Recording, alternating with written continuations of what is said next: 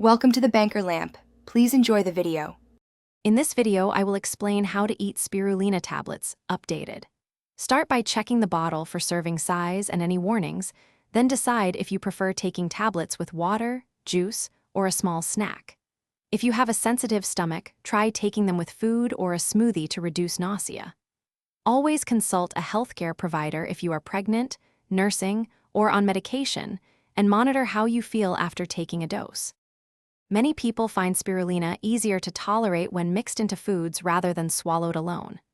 Try crushing tablets into a blender with banana, greens, and 8 ounces of juice for a nutrient boost.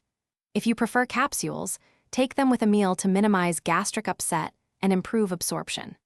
Start with a small dose and increase gradually, noting any changes in energy, digestion, or taste preferences as you adjust your routine.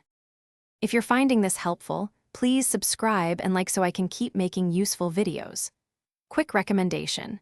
A great read is The Simple Path to Wealth, which can change how you think about money and long-term choices and pairs oddly well with health investing in yourself.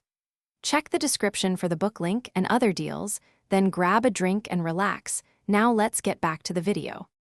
Timing can affect tolerance and benefits, so pick a routine that fits your day.